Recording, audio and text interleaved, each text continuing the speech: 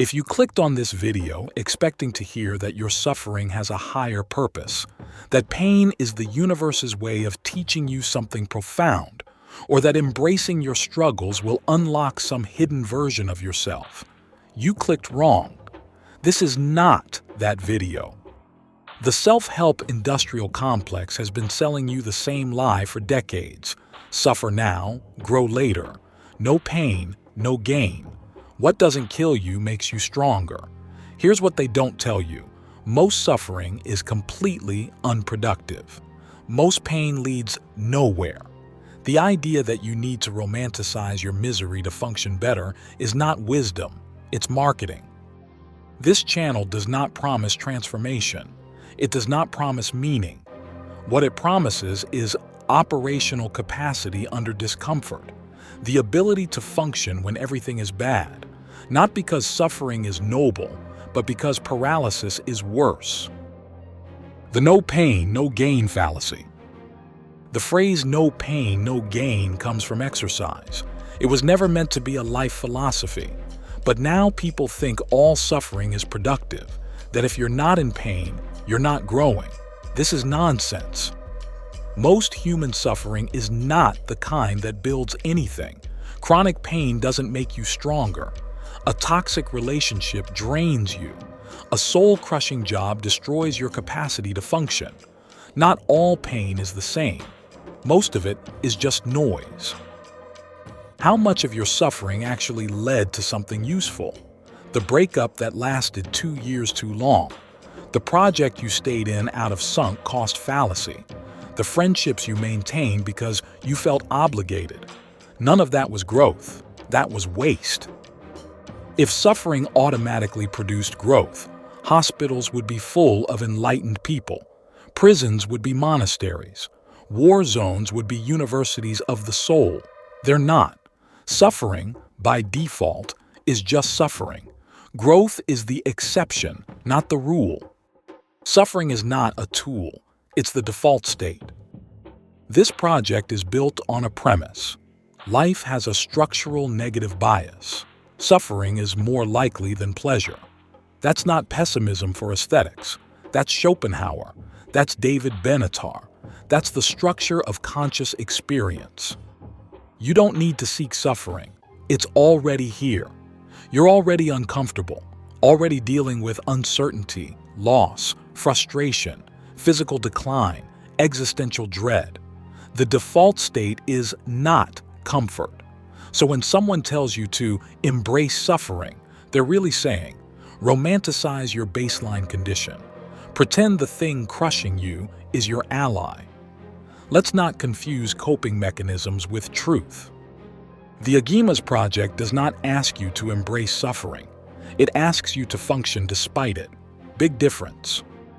Via negativa, eliminate unnecessary suffering first. Before adding productive difficulty to your life, remove the unproductive suffering that's already there. Subtraction before addition. What can be removed without harm should be removed first. Most people do the opposite.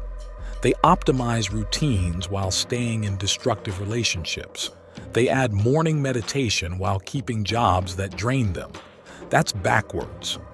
Reducing chaos is already reducing suffering. Your life isn't a blank slate, it's full, and most of what's filling it is garbage. Ask, what forms of difficulty am I tolerating that serve no purpose? The answer is probably most of them. Via negativa is precision.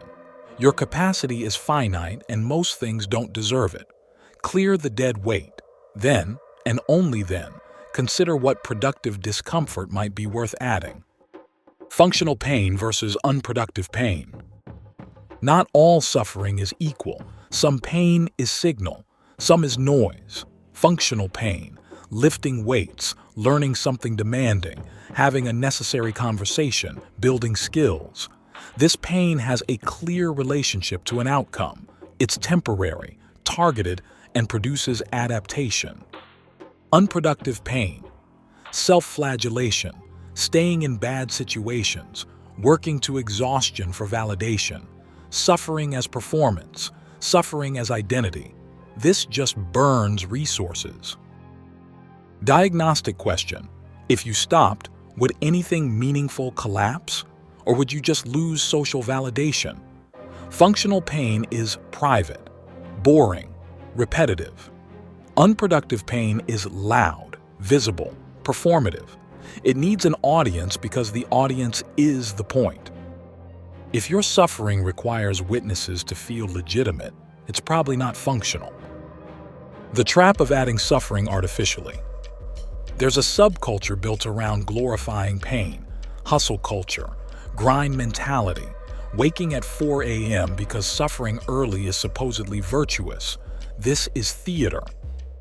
Discipline is real, but there's a difference between strategic discomfort and self-imposed martyrdom.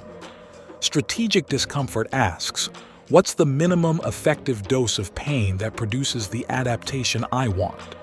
Self-imposed martyrdom asks, how much can I suffer in a way people will notice? One is competence. The other is performance art. Artificial suffering drains the same resources you need for unavoidable suffering. Life is already hard. Adding unnecessary difficulty doesn't make you stronger, it makes you brittle. Test: if the difficulty disappeared tomorrow, would your life be worse or just less Instagram-worthy? If it's the latter, you're building a persona, not competence. Competence is not glorification of pain. The Agimas project is built on competence, the ability to produce results consistently, even under adverse conditions. But competence is not about loving pain or finding meaning in struggle. Competence is what's left when motivation leaves. The system that works on bad days. You build competence by doing the thing repeatedly until it becomes automatic. Yes, that's uncomfortable, but the discomfort is a byproduct, not the goal. You don't lift weights because suffering is noble. You lift because you want to be stronger. The pain is incidental. The problem with embrace suffering rhetoric is that it inverts the relationship. It makes pain the point. That's not competence. That's masochism dressed up as productivity. Flow is anesthesia, not reward. The self-help world gets flow backwards. Flow is complete absorption. Time disappears. Self-consciousness disappears. The narrative says flow is the reward for pushing through difficulty. Suffer enough and you'll unlock this magical, effortless state. Wrong. Flow is not a reward. It's an anesthetic. The opposite of suffering is not pleasure. It's absorption. When you're in flow, the ruminative loop that generates psychological suffering just stops. Flow doesn't come from embracing pain. It comes from competence meeting challenge at the right level. Too easy, you're bored. Too hard, you're anxious. Right in the middle, that's flow. Flow is something you engineer by building competence and calibrating difficulty. No mysticism required. Don't chase flow by romanticizing suffering. Build competence. Flow shows up as a side effect. The asymmetry between pain and pleasure. Pain and pleasure are not symmetrical. Pain is more intense, more durable, and more impactful than pleasure. This is the structure of experience. No one would accept 1 minute of extreme suffering for 10 years of extreme pleasure. The absence of pain is urgent. The absence of pleasure is tolerable. This is David Benatar's asymmetry argument, and it's why embrace suffering for growth is philosophically incoherent. If pain weighs more than pleasure, and it does, then the only coherent ethic is reduction of suffering, not maximization of growth or happiness. When you embrace suffering for future reward, you're accepting a trade, short-term pain for long-term gain. But the math doesn't work. The pain is heavier than the gain, always. This means you should be ruthlessly selective about which difficulties are worth it. Most aren't. The question is not, how do I embrace suffering? It's, How do I minimize unnecessary suffering while building capacity to function? Answer: competence, subtraction, functional pain only, no romanticism, no. What growth actually looks like? Real growth is not what you've been sold. Growth is not an epiphany, not a transformation, not waking up one day feeling different. Growth is you accumulate competence, you reduce chaos, you build systems that work on bad days, you make better decisions consistently, you tolerate discomfort without collapsing. That's it. No emotional crescendo, no moment where everything clicks. You just function better, slightly, incrementally, over time. The difficulty is not the growth. The difficulty is the cost. Growth happens when you pay the cost consistently enough that results compound. Embrace suffering is bad advice because it confuses the cost with the outcome. Suffering is not the mechanism of growth. Repetition under load is. Suffering is just what you feel while doing it. Most people never grow because they romanticize the suffering and forget to do the work. They journal about pain, post about struggles, talk about their journey. But they don't build competence. They don't reduce chaos. They don't create systems. They just suffer, publicly, performatively, indefinitely. Real growth is boring, repetitive. You do the thing. It's hard. You do it again. Eventually it's automatic. That's what works. Not the suffering, the reps. Conclusion: function despite it, not because of it. Suffering is not a tool, not a teacher, not a path to enlightenment. It's just the default condition of conscious existence. You don't need to embrace it. You need to function inside it. Functioning means building competence, removing unnecessary chaos, tolerating discomfort without collapsing, producing results even when everything is bad. That's it. That's the project. Not inspiration, not motivation, not hope, just capacity. The world is not going to get better. Life will continue to be structurally difficult, uncertain, and hostile, but you can get better at operating within it. You can reduce self-imposed suffering.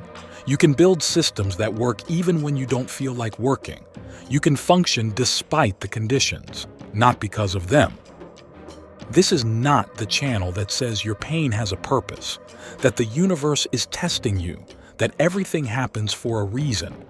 This is the channel that says life doesn't care. The universe is indifferent. Suffering is not meaningful by default. But you can still function. You can still build. You can still produce. Not because it leads somewhere better. Not because it unlocks hidden truth. But because functioning is better than not functioning. Competence is better than paralysis. Operating effectively under bad conditions is better than collapsing. That's the offer. Take it or don't.